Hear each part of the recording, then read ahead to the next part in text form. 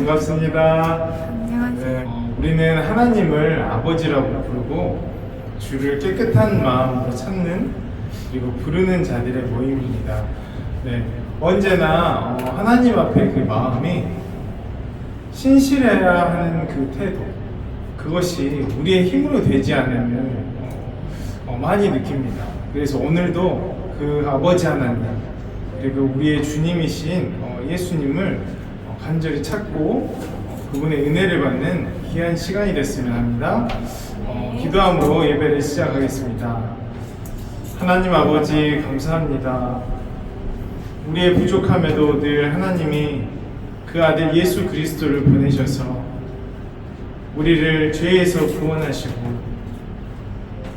영원한 생명을 주셔서 부활하게 하심을 체험하며 살아가는 시간이었습니다.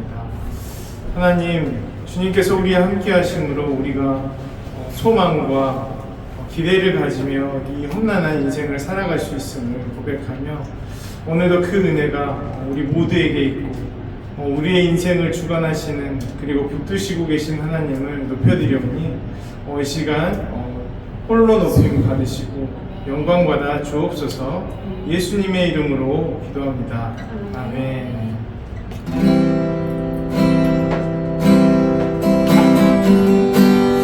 주님께서 우리 죄인들을 위해 그 깊은 사랑으로 찾아오셨음을 고백하며 나아가겠습니다. 사랑하셔서 오시었네, 사랑하셔서 오시었네, 말씀하신 대로 본이 되신 예수, 얼마나 아프실까. 갈보리 언덕 그 십자가 사랑하셔서 오셨네, 사랑하셔서 오시었네, 말씀하신 대로 본이 되신 예수, 얼마나 아프실까. 갈보리 언덕 그 십자가 피 흘림없이 이룰 수 없네, 고난받을 이유 없으신 주,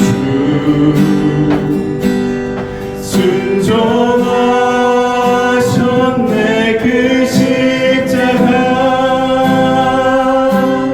지셨네,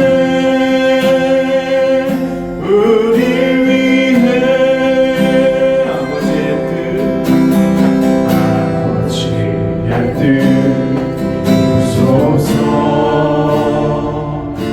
정여보는 아픔 모두 거두시니 얼마나 아프실까. 처절한 고통 그 십자가 피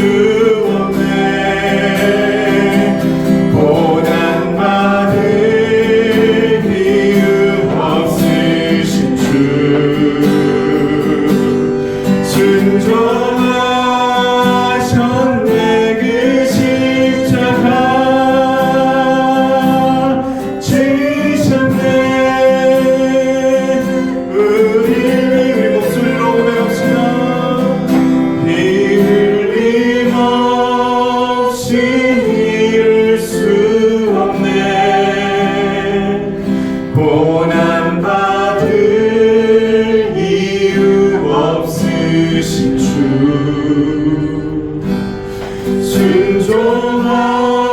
순종하셨네 그 십자가 지셨네 우릴 위해 하나님 아버지 그 지극한 사랑으로 우리를 찾아오셨음을 고백합니다. 하나님께 영광의 박수 올려드리며 나아가겠습니다.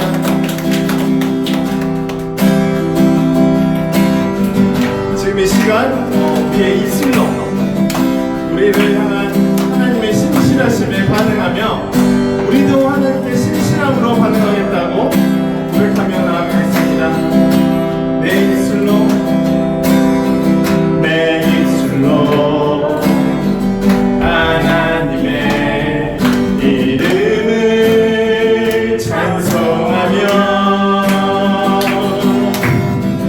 내 마음으로 하나님을 즐겁게 찬양하네. 내 입술로 내 입술로 하나님의 이름을 찬송하며 내 마음으로 하나님을 즐겁게 찬양.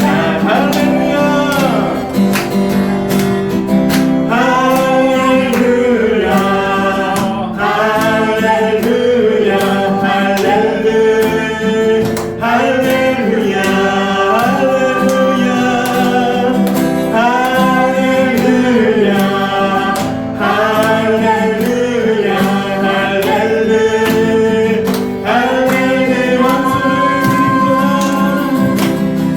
왕소를 드림보다 진정한 예배를 기쁘게 받아주시는 주님 찬송을 부르며 영원히 섬기니 주님께 영광 돌리리. 할렐루야 할렐루야 할렐루야 할렐루야 할렐루야 할렐루야 할렐루야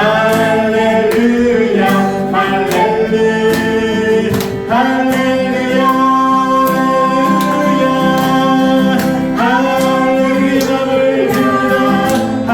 할렐루야 할렐루야 영광받아 주옵소서. 할렐루야 할렐루야 할렐루야. 우리 2절 다시 한번 고백하며 나아갑시다. 황소를 드림보다 진정한 예배를 기쁘게 받아주시는 주님 찬송을 부르며 영원히 섬기니 주님께 영광 돌리리. 할렐루야 영광을 찬양하라. 할렐루야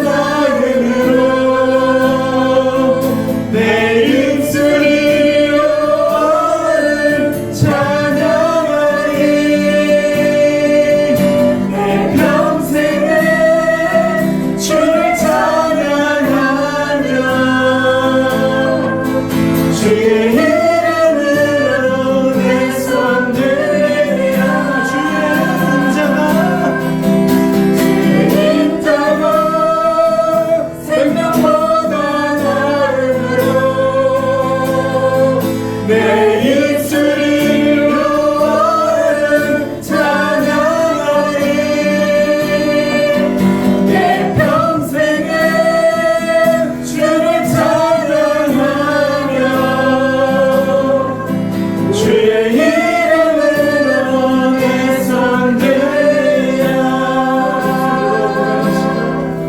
주의 인자가 생명보다 나음으로 내 입술이 영원을 찬양하리 내 평생에 주를 찬양하며 주의 이름으로 내 손 들리라. 지금 이 시간 기도하며 나아갑시다. 하나님 아버지 우리에게 생명을 주셔서 이 땅에서 살아가는 것을 허락하셨습니다.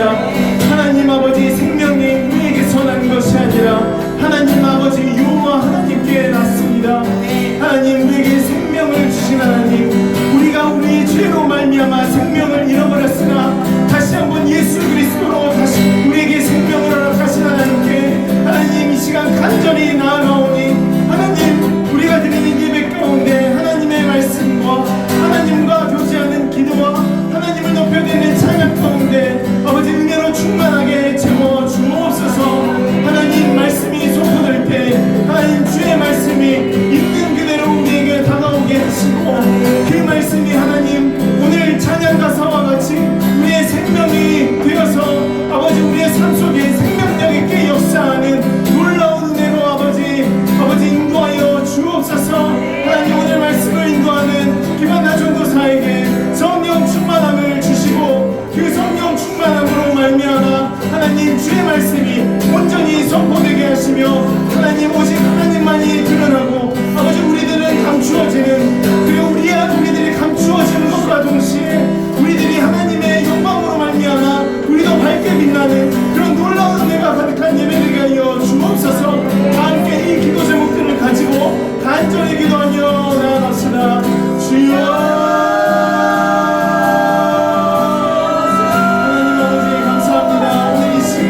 주의 영광을 우리에게 보여주시고 주의 말씀이 아버지 온전히 주의 영광을 나타내는데 부족함이 없도록 김한나 전도사를 들어서 주시옵소서. 하나님 아버지 우리의 인생에 아버지 험난한 여정들이 가득하며 아버지 그 가운데 아버지 그 고난 가운데 하나님의 일하심과 역사하심이 아버지 같이 있음을 아버지 보여옵니다. 아버지 고난이 있기 때문에 주의 은혜가 더 찬란하게 빛나며 아버지 고난이 있기 때문에 하나님의 영광이 찬란하게 빛납니다. 하나님 고난 가운데 아버지 우리를 주의 자녀로 성숙시키니 아버지 말씀으로 전성한 자가 되는 것을 아버지 주님께서 계획하셨으니 하나님 우리가 하나님을 온전히 알고 하나님께서 자녀 삼으신 우리가 스스로 누구인지를 알아 하나님 앞에 온전히 나아가고 하나님께 무릎 꿇고 모두 순종하는 한 명 한 명이 될 수 있도록 인도하여 주옵소서.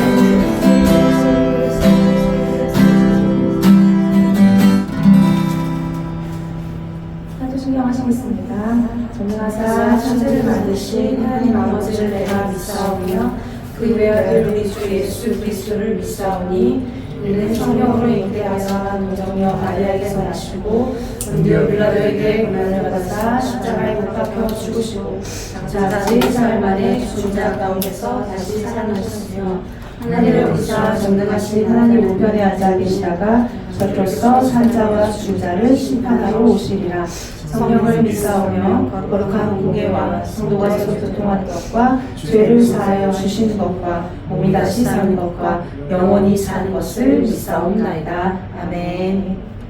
오늘 함께 보실 말씀은 마가복음 4장 41절입니다.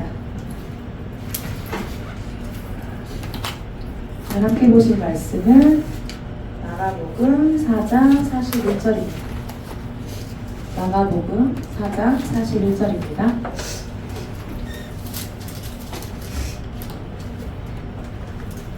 마가복음 4장 41절입니다. 찾으셨으면 함께 합독하도록 하겠습니다. 그들이 심히 두려워하여 서로 말하되 그가 누구이기에 바람과 바다도 순종하느냐 하였더라. 아멘. 기도하겠습니다. 사랑하는 주님 아버지, 오늘도 이렇게 주께서 상주하신 이 날에 주께서 지으신 주의 백성들이 모여 하나님을 예배하게 하심에 깊은 감사를 드립니다. 아버지 하나님, 모든 것이 주의 강하고 크시고 완전하신 손안에 있사오니 저희가 그 안에서 평안함을 누리는 모두가 되게 하시고 또 삶의 여정 가운데서 늘 하나님을 신뢰하고 또 하나님을 찬양하는 우리 인생들이 될 수 있도록 은혜를 베풀어 주시옵소서. 너의 경영을 주께 맡기라. 그리하면 그가 경영하시리라. 불기둥으로 인도하시는 그 주님을 경배합니다. 선한 길로 인도하소서 하는 기도 제목이 있습니다. 아버지께서 창세부터 지금까지 그리고 앞으로도 계속해서 그 주의 손이 모든 것을 다스리고 있다고 계심을 우리가 보기를 원합니다. 하나님께서 친히 먼저 가시는 그 길을 우리가 따라갈 수 있도록 하나님께서 또 우리를 이끌어 주시고 인도하여 주시고 그 가운데서 오직 하나님으로 인해서 찬양하며 그 선하심을 누리는 우리 모두가 될 수 있도록 또 은혜 베풀어 주시옵소서. 상황갈 때 꺾지 않으시는 꺼져가는 등불 끄지 않는 그 하나님을 찬양합니다. 여기까지 인도하신 하나님의 놀라우신 계획 아래 우리는 늘 순종하는 삶 되게 하소서 하는 기도 제목이 있습니다. 아버지 하나님, 하나님께서 정말 모든 자에게 같은 마음을 주시는 것에 다시 한번 감사를 드립니다. 그리고 그 하나님, 우리가 한 마음과 한 뜻으로 찬양하기를 원합니다.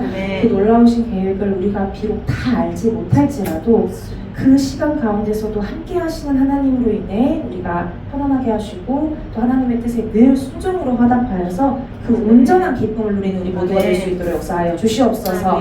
선하신 하나님 아버지, 주님의 그늘 아래 보호하심 아래 감사드립니다. 생각과 마음 그리고 삶의 영역 가운데 정결함을 사모합니다. 주님의 뜻, 주님의 마음, 주님의 시선에 더욱 합한 자가 되게 하여 주옵소서. 주님의 뜻 가운데 소망을 품고 그 열매를 맺고 만지는 자가 되게 하옵소서 하는 기도 제목 있습니다. 우리 주님은 살아계신 주님이오니 그 살아계신 하나님께만 소망을 두고 그리하여서 하나님이 하시는 일로 인해 우리 모두가 열매를 맺고 만지는 자가 되게 하도록 역사하여 주시옵소서. 그리고 무엇보다도 하나님의 마음을 계속 구하며 나아가고 있사오니 그 마음을 주께서 온전히 취하셔서 주의 것으로 가득 채워 주시옵소서. 이 모든 기도 주께 올려드리며 살아계신 우리 주 예수 그리스도 이름으로 기도했습니다. 아멘. 기도 제목이 너무 좋네요. 기도가 좋으니까 기도하는데 힘이 납니다. 오늘의 본문은 이 마태복음, 누가복음에 걸쳐서 소개되고 있는 구절인데요. 이 예수님께서 성난 파도를 잠잠하게 하시며 그 제자들의 믿음을 꾸짖는 사건의 마지막 구절이에요.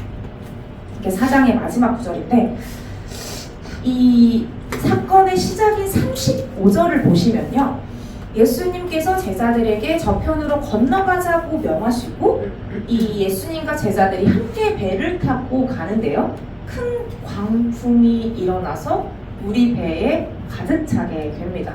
그런데 예수님은 주무시고 계셨고 그런 예수님을 제자들이 깨우게 되죠. 우리가 죽게 되었다고 하면서요. 그리고 이제 예수님께서 바람을 꾸짖으시면서 바다에게 잠잠하라 명하시니 이 바다가 잔잔해지고 이 제자들의 믿음 없음을 꾸짖으십니다. 어찌하여 이렇게 무서워하느냐? 너희가 어찌 믿음이 없느냐? 자, 그리고 제자들은 이 바다가 잠잠함에 놀라면서 이 오늘 본문에 말이 나오는 거예요. 그가 누구이기에 바람과 바다도 순종하는가? 자, 이 본문을 기록한 목적을 우리가 한번 봐야 할 텐데 이 35절부터 41절에 이르는 이 길지 않은 구절에서 과연 우리는 무엇을 봐야 할까요? 이 복음서의 저자들은 왜 이와 같은 사건을 기록하였을까요? 보통 이 구절의 설교는 이런 식으로 들으셨던 적이 있으실 거예요. 예수님과 함께하면 어떤 고난과 역경도 이길 수 있다. 그 예수님이 배에 있으니 그 배에 함께 있자. 예수님이 함께 하시는데도 불구하고 이 믿음이 없어서 상황만 보고 환경만 보고 이 걱정하고 염려하며 이 어리석은 제자들을 본받으면 안 된다. 이 정도의 교훈을 얘기하는 건 사실 아니에요. 그래도 이런 것도 생각할 수가 있죠. 이 예수님의 이적과 기적을 직접 눈으로 보고 예수님으로부터 가르침을 받았던 제자들이 결국 예수님을 배반하잖아요. 그들도 이렇게 믿음이 없을 수 있는데 하물며 우리는 예수님을 보지도 못했잖아. 저런 이적은 못 봤잖아. 그럴 수도 있지 하는 어떤 격려의 말도 아닙니다. 우리가 이 구절에서 살펴야 하며 알아야 하는 것은 그가 누구이기에, 도대체 그가 누구냐는 거예요. 대체 그가 누구이기에 이 바람과 바다도 순종을 하느냐는 거죠. 여러분, 그가 누구입니까? 예수님이시잖아요. 그렇다면 이 예수가 누구죠? 함께 로마서 1장 4절을 우리가 함께 볼까요? 이 예수님이신데 그가 누구이게? 예수님이신데 그럼 그 예수가 누구인지를 이 로마서에서 뭐라고 얘기하고 있는지 한번 보면 좋겠습니다. 1장 4절입니다. 자, 성결의 영으로는 죽은 자들 가운데서 부활하사 능력으로 하나님의 아들로 선포되셨으니 곧 우리 주 예수 그리스도시니라. 아멘. 여기서 그는 우리 주 예수 그리스도예요. 주 예수 그리스도. 자, 이 주 예수 그리스도가, 주는 주죠. 그리고 예수는 이름이잖아요. 그리고 이제 그리스도가 붙어 있는데, 그럼 먼저 이름 먼저 살펴보면 좋을 것 같아요. 자, 이 예수라는 이름이 어디서 나왔나 보니 마태복음 1장 21절에 보면 아들을 낳으니 이름을 예수라라. 그러면서 뭐라고 하죠? 이 예수는 자기 백성을 그들의 죄에서 구원할 자이냐 라고 얘기해요. 이름을 예수라고 얘기했는데 이 예수의 뜻이 자기 백성을 그들의 죄에서 구원할 자. 마태복음 1장 21절에 근거해서 예수는 자기 백성을 그들의 죄에서 구원할 자예요. 자, 그럼 여러분들이 너무 좋아하고 설레하고 기다려하시는 이 원어 시간, 여기서 이 구원 그들의 죄에서 이 구원할 자에서 이 구원은 이 헬라어 소조가 쓰였어요.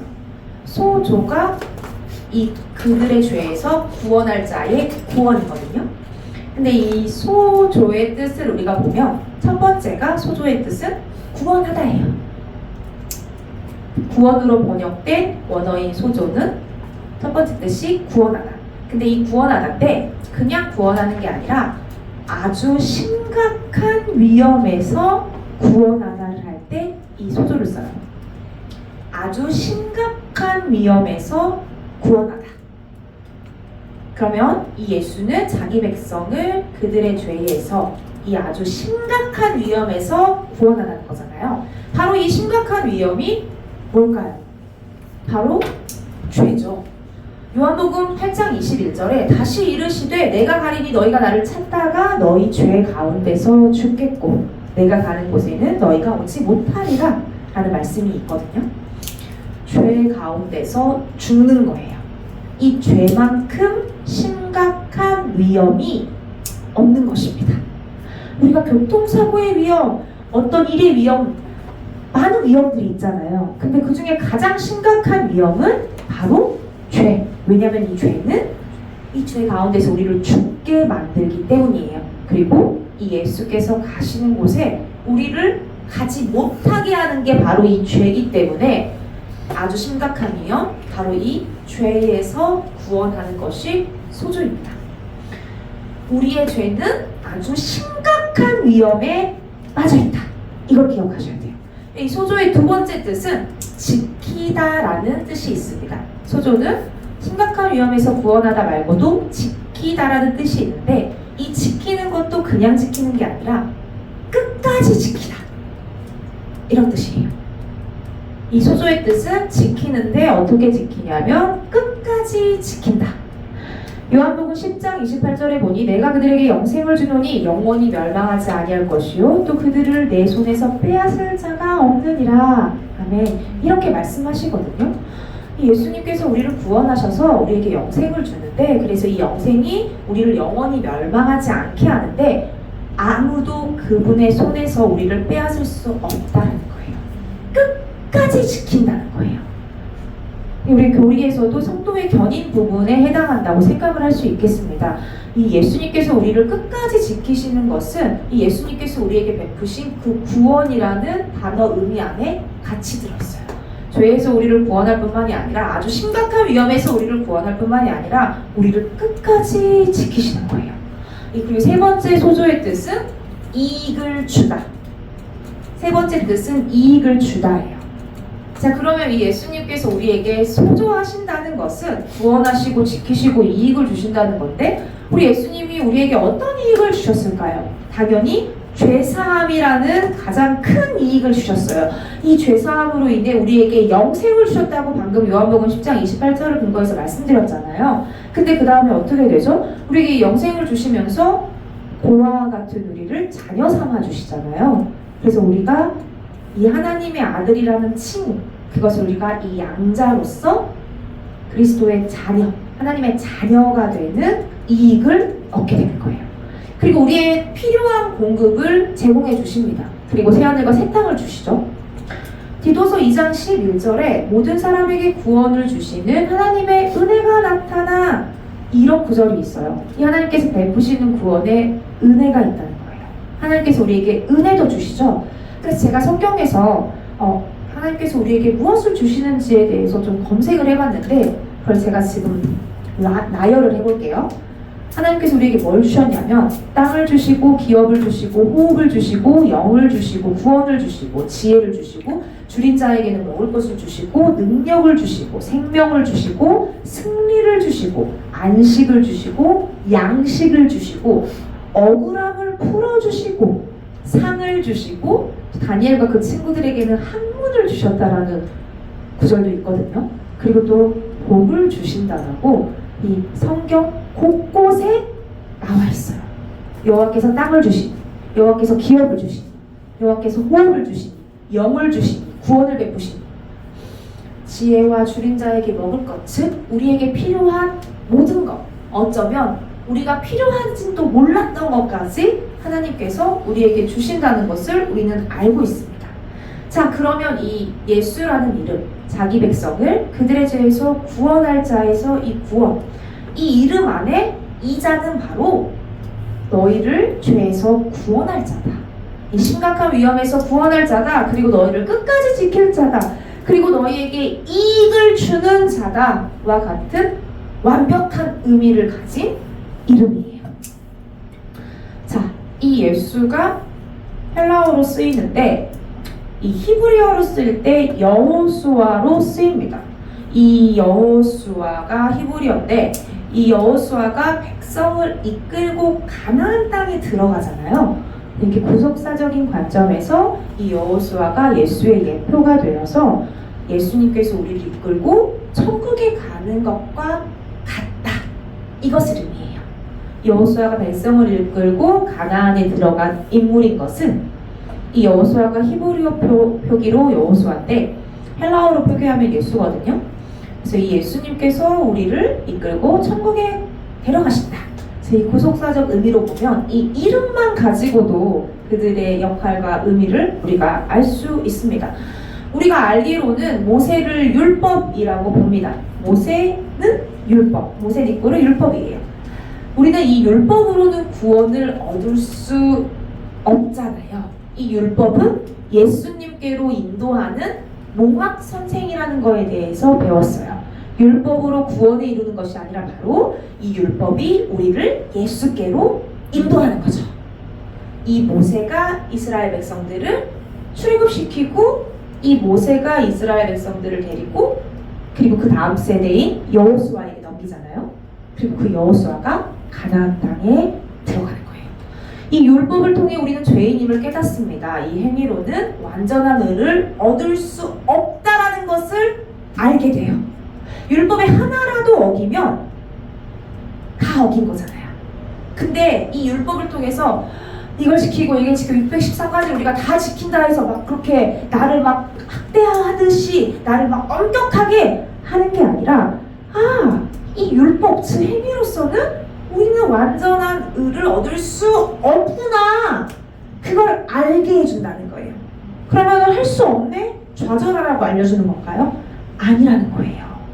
모세에서 끝이 아니라 이 여호수아가 있었던 것처럼 율법을 통해서는 의를 이룰 수 없으니 이 완벽한 의를 이루신 예수님을 통해 의를 얻기 위해 우리는 예수를 보게 되는 것이죠. 그래서 바로 이 율법은 예수님께로 인도하는 몽학 선생이 되는 것입니다. 자, 주 예수 그리스도에서 우리가 예수를 살펴봤는데 그리스도를 또 살펴보면 좋을 것 같아요. 이 그리스도는 헬라어거든요. 그리스도는 헬라어. 근데 이제 이 그리스도를 히브리어로 하면 메시아예요. 그래서 메시아, 그리스도 이게 같은 말이죠. 메시아는 히브리어, 그리스도는 헬라어인데 우리가 그리스도의 뜻을 익히 배워 알고 있죠. 바로 기름 부음 받은 자라고 얘기하잖아요. 이 예수가 그리스도라는 거예요. 이 예수가 메시아라는 거예요.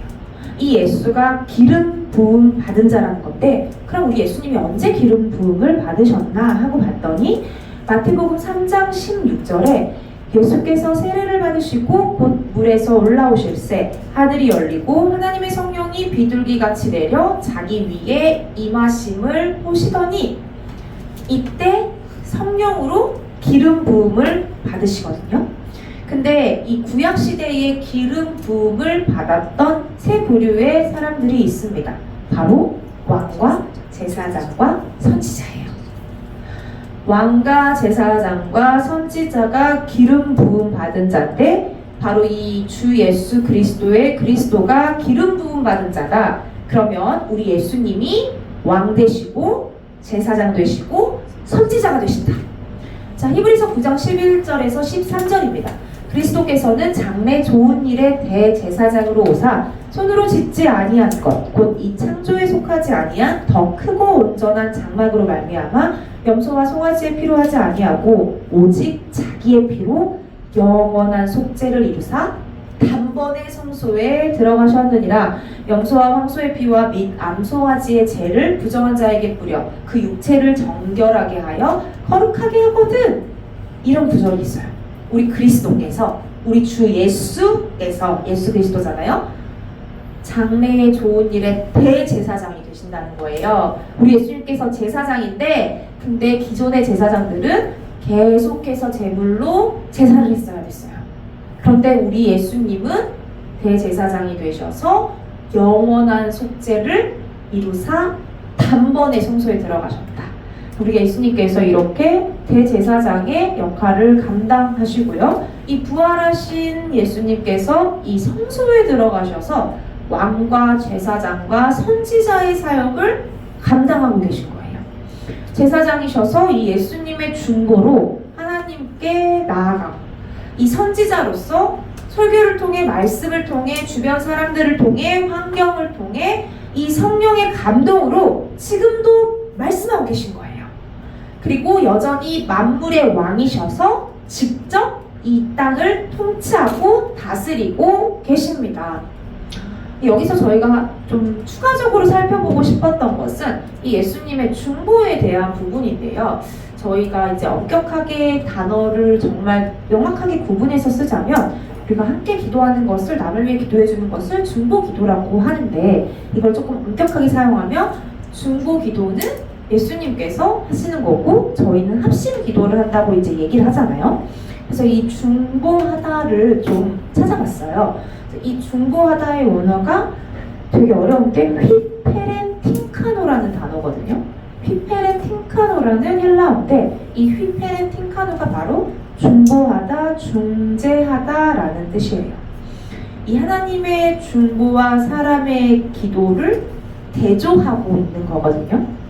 이 사람의 기도는 이 중보의 역할을 하는 어떤 것, 이 사람의 기도가 근데 여기서 하나님의 중보라는 단어를 끌어다가 쓰는데 이게 무슨 말이냐면 사람이 기도를 모르니까 즉 무엇을 기도해야 하는지 이 사람은 모르는 거예요. 그래서 이 하나님이 즉 예수께서 중보해 주신다는 건데 원래 사람의 기도가 중보의 역할을 해야 되는데 우리 인간은 스스로는 나의 육적 필요만 어떤 나의 한정된 어떤 구함만 열심히 외치고 있으니 이 하나님이 간구하신다 즉 예수님께서 중보하신다라고 이야기하는 것입니다. 이 중보 자체가 하나님의 중보로 전제되어야 해요. 성도는 즉 사람은 하나님의 뜻대로 자기 스스로는 하나님의 뜻대로 하나님께 기도를 못한다는 사실이에요. 그래서 이 진리의 성령님께서 이 성령 하나님께서 성도를 먼저 중재하신다. 그게 바로 우리 예수 그리스도께서 우리를 중재하시고 중보하셔서 하나님께 기도할 수 있도록 하시는 거죠. 자, 그래서 결국 기도는 너무 우리가 잘 알다시피 하나님의 뜻, 하나님의 원하심을 우리가 구하는 건데 스스로 할 수 없기 때문에 예수 그리스도께서, 그러니까 성령 하나님께서 우리에게 마땅히 할 기도를 알게 하시는 거예요. 자, 그럼 이게 바로 중보예요. 휘페렌팅카노. 자, 그럼 넘어가겠습니다. 마지막입니다. 이 주 예수 그리스도에서 주. 자, 이 주는 헬라어로 퀴리오스예요. 퀴리오스.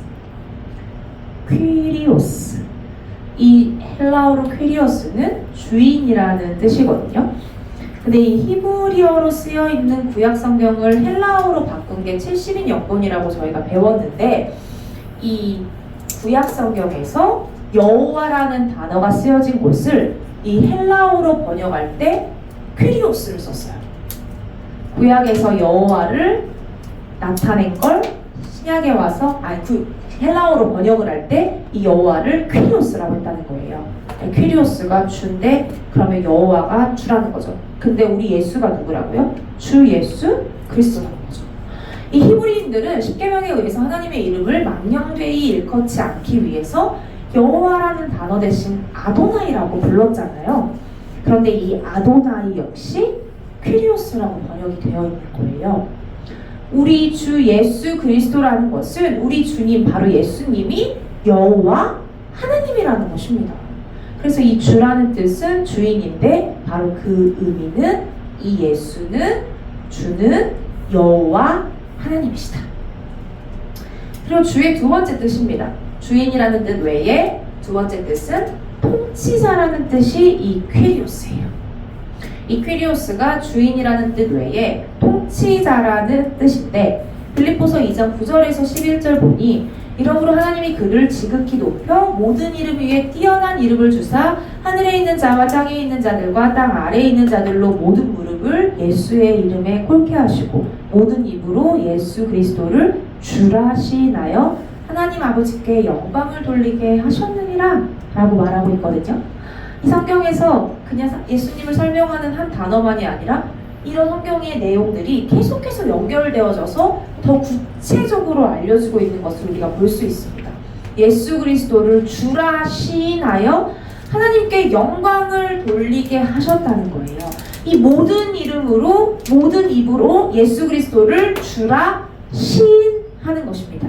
이 모든 이름 위에 뛰어난 이름이 바로 이 주 예수 그리스도예요. 이 주라는 이름을 주셨다는 것은 이 모든 자들이 그 아래 무릎 꿇게 하셨다는 거예요. 이분이 최고의 통치자이기 때문에.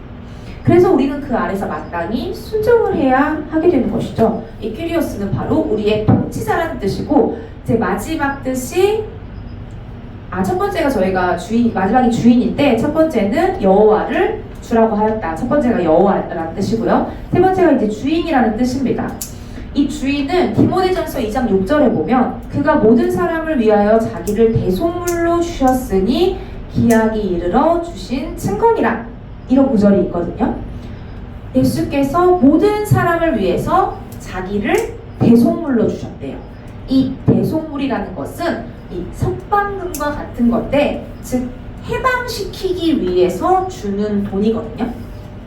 결박되어 있고 어딘가에서 죄값을 치러야 되는 것에 해당을 시켜주기 위해서 주는 돈이 석방금이에요. 근데 이 예수님께서 자기 자신을 대속물로 주셨다는 거예요. 이 마귀의 종에서, 이 죄의 종에서 우리를 석방시키기 위해 자기 자신을 석방금으로 주신 거죠. 이 십자가에서 하나님의 공의를 만족시키시고 우리를 해방하신 거예요. 이건 바로 우리를 사셨다는 거예요. 자기 자신으로 석방금을 내어서 주셨잖아요. 그래서 그거에 대한 대가를 치르셨잖아요. 그걸 다 지불하셨잖아요. 그래서 이제 너는 내 것이다 라고 얘기할 수 있게 되셨잖아요. 우리를 사신 거예요. 우리의 주인 되시는 것입니다. 나의 주 예수 그리스도라는 것은 완벽한 신앙 고백이에요. 이 예수님을 구원자로만 소개하는 것은 반쪽짜리입니다. 골로새서 2장 6절에서도 그러므로 너희가 그리스도 예수를 주로 받았으니 그 안에서 행하되, 이렇게 얘기하고 있어요. 우리는 이 그리스도 예수를 주로 받은 거예요. 이 주 예수 그리스도라는 말은 오늘 본문에 대체 그가 누구이기에? 라는 말에 답을 하자면 이분은 주입니다. 바로 하나님입니다. 통치자입니다. 나의 주인입니다. 그리고 예수님입니다. 우리를 죄에서 구원할 자이십니다. 그리고 우리를 지키시는 자입니다. 그리고 우리에게 유익을 주는 자입니다. 그리고 이분은 그리스도예요. 왕이면서 제사장이면서 선지자로서 지금도 우리를 지키시는 메시아이다. 이렇게 얘기할 수 있는 것입니다. 여러분, 그가 누구이기에 바람과 바다도 순종하는가? 바로 이분이 바람과 바다를 창조하신 하나님이었기 때문에 바로 이것들이 순종하게 되는 거예요. 이 오늘의 본문은 우리에게 교훈을 주기 위한 구절이 아니라 바로 이 예수님께서 만물을 지으시고 통치하시는 하나님이심을, 즉 육신의 옷을 입고 이 옷인 신성을 가진 하나님을 나타내는 구절입니다. 또한 이 예수님이 누구신지에 대해서 골로새서 1장 15절에서 17절에서는 뭐라고 얘기하냐면 그는 보이지 아니하는 하나님의 형상이시요 모든 피조물보다 먼저 나신 이시니 만물이 그에게서 창조되되 하늘과 땅에서 보이는 것들과 보이지 않는 것들과 혹은 왕권들이나 주권들이나 통치자들이나 권세들이나 만물이 다 그로 말미암고 그를 위하여 창조되었고 또한 그가 만물보다 먼저 계시고 만물이 그 안에 함께 섰느니라 라고 예수님에 대해서 명확하고 구체적으로 설명하고 있거든요. 이 영어 버전을 보면 for by him, through him, and for him 이런 식으로 되어 있어요. 그러니까 우리나라 말로 하면 그에 의해서, 그를 통해서, 그를 위해서 만물이 창조되어 있다는 거예요. 우리가 흔히들 착각하고 있는 게 세상이 우리를 위해 창조되었다고 생각하기 쉽습니다. 이 모든 만물은 예수 그리스도를 위해, 즉 하나님의 영광을 위해서 창조되었어요. 우리 역시 그래요. 그래서 그 영광을 우리가 이 땅에 살면서 누리고 있는 것 뿐입니다. 그는 하나님의 형상이고 만물이 예수로부터 창조되고 다 예수를 위해 창조된 거예요. 그런 분이 바로 우리의 주님이시면서 우리의 구원자이시고 우리의 통치자가 되시는 겁니다. 여러분, 너무 멋지지 않아요? 애들이 그렇잖아요. 와, 우리 아빠 재벌 부자였으면 좋겠다. 우리 아빠가 삼성 회장이면 좋겠다. 어디 회장이면 좋겠다. 왜 그래요? 그러면 든든하니까. 유명한 회사에 우리 아빠가 대표면 든든하잖아요. 그런 어디 나라도 나라의 수장이면서 수장인 것도 그렇지만 한 나라의 수장도 아니고 한 나라의 어떤 기업 하나의 대표가 우리 아빠라고 해도 이렇게 든든한데 여러분, 이 만물이 그로 말미암아 있는데 내가 그의 것이라는 거예요. 이 예수를 모든 성경이 가르치고 있습니다. 우리는 이 성경에서 나에게 주는 메시지, 즉 내가 적용할 만한 메시지를 찾는 것이 아니라 바로 이 하나님을, 육신을 입고 오신 이 예수님이 세상을 구원해 나가시는 것, 즉 통치해 나가시는 것, 회복시켜 나가시는 것, 바로 이것을 봐야 하는 거예요.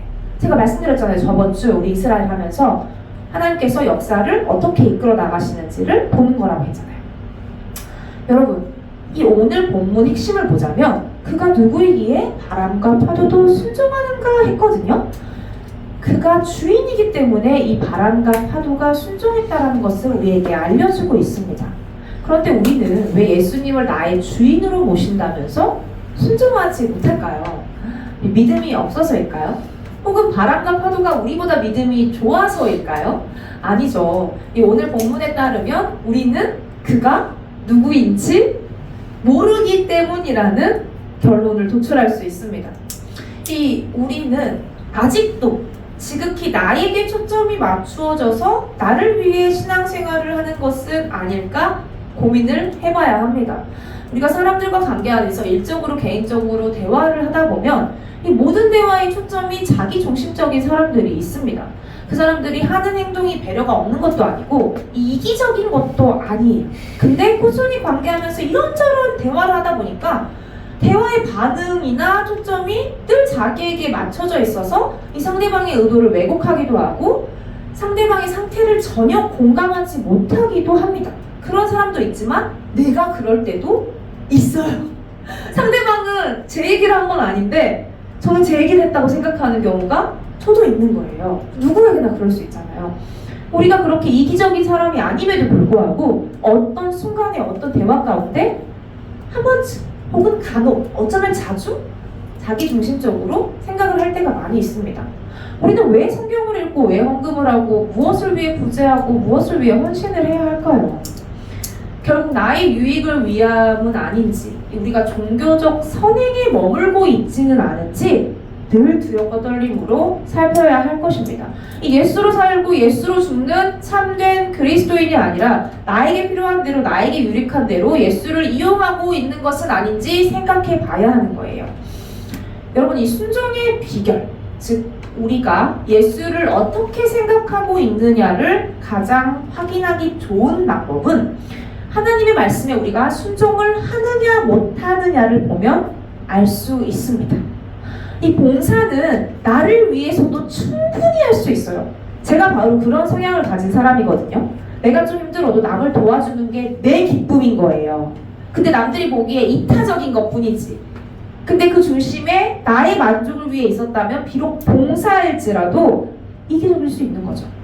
이 섬기는 일로 봉사하고 베푸는 일로 기쁠 수 있습니다. 하지만 순종은, 이 헌신은, 이 충성은 바로 이 모든 것을 가능하게 하는 건 뭐냐면 이 그 대상의 탁월함과 위험에 있어요.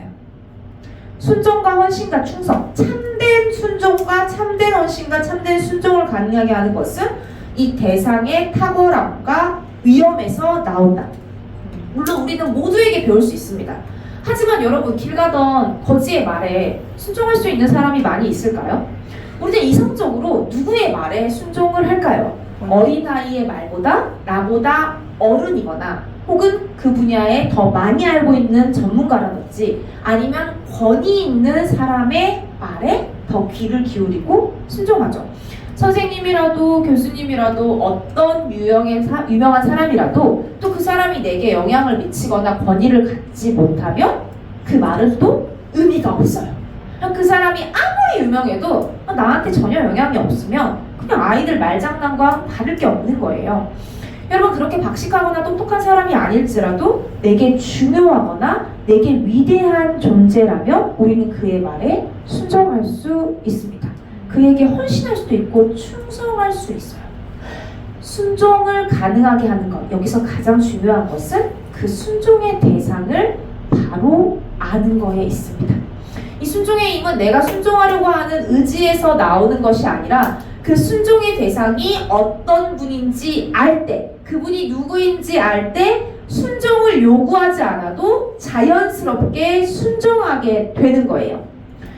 회사 로비를 청소하고 있던 할아버지가 이 청소부 아저씨인 줄 알았는데 알고 보니까 회사 회장님인 거예요. 사람도 똑같고 그는 여전히 청소를 하고 있습니다. 달라진 게 하나도 없어요. 근데 우리가 그가 누구인지 알게 돼버렸잖아요. 우리의 태도가 달라지게 되어 있죠. 청소하는 회장님이 그에게 뭐 이렇게 하세요 이렇게 해서 뭘 지시해서가 아니라 우리가 그의 존재를 알아버린 거예요. 회장님이라는 것을, 이 회사의 주인이라는 것을. 이 바람과 파도가 순종할 수 있었던 순종의 비결이 무엇입니까? 물론 그들은 죄를 짓는 자유의지를 가지지 않는 피조물이기 때문에 하나님의 말씀에 단번에 순종할 수 있었습니다. 하지만 우리와 같이 이 죄를 가지고 하나님의 말씀에 배반하는 성향을 가진 죄인일지라도 우리가 이 하나님을 하나님으로 바로 안다면 우리는 반드시 순종하게 되어 있다는 거예요.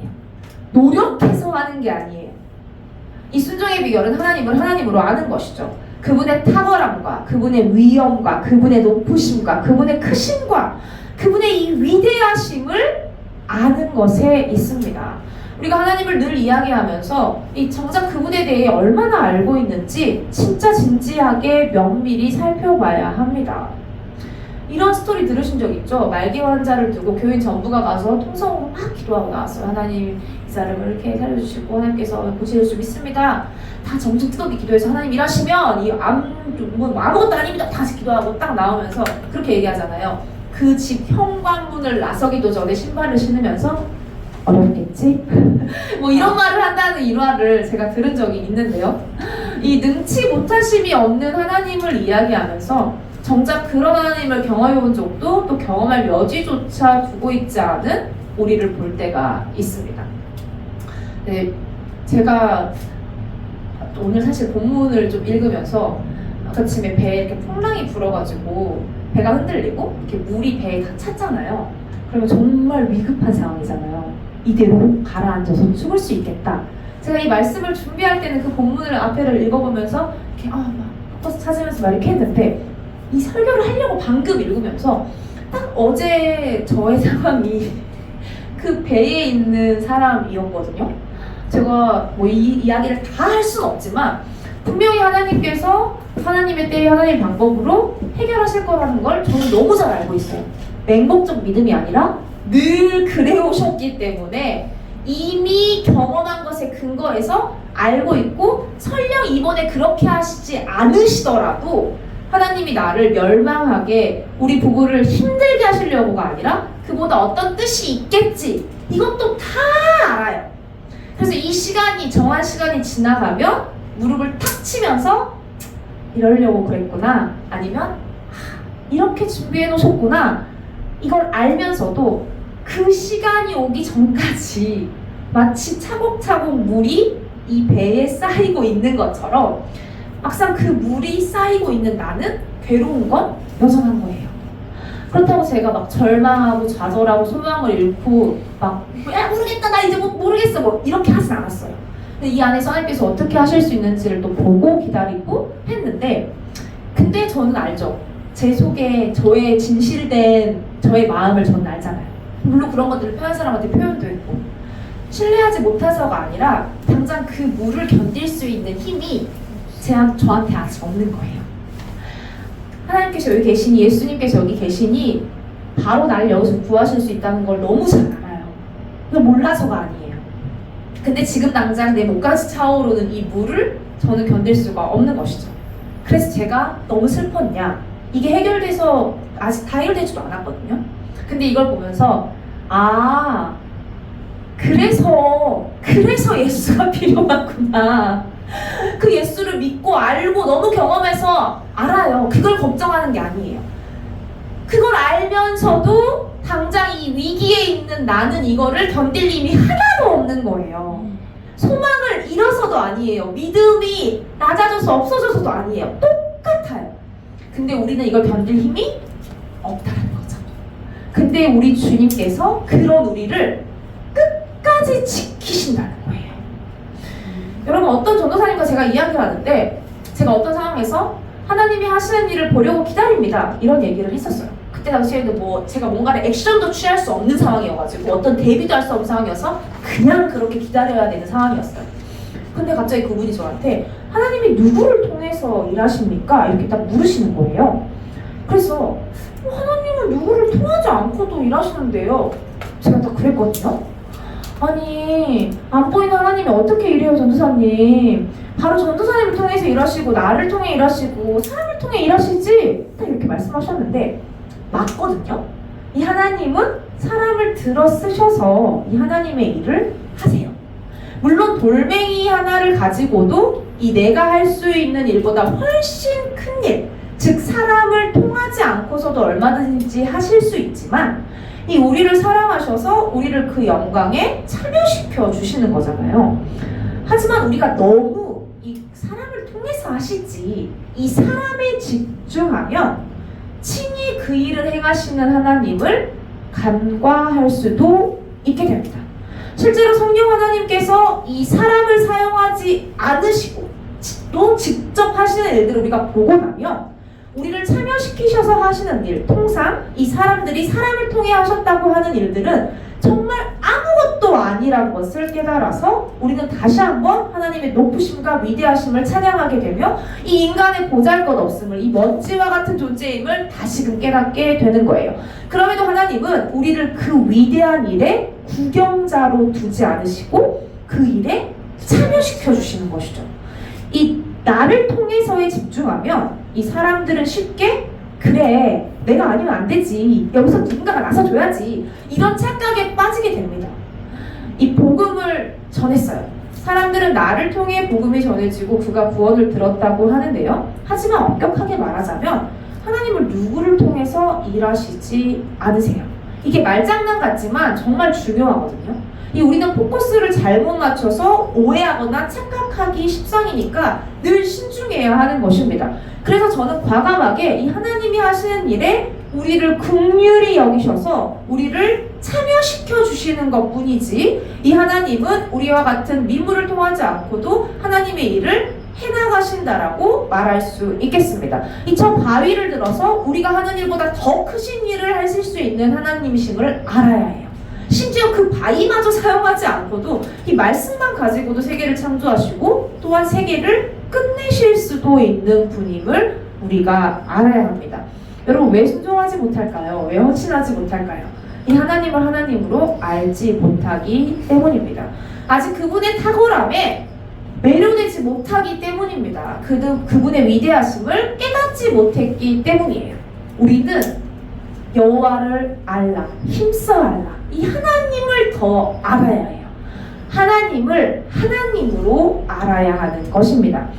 내가 알고 내가 들은 하나님이 아니라 이 지금도 살아계셔서 역사하시는 진짜 하나님을 이 성경을 통해서 바로 보고, 그리고 성경의 근거에서 경험해봐야 아는 거예요.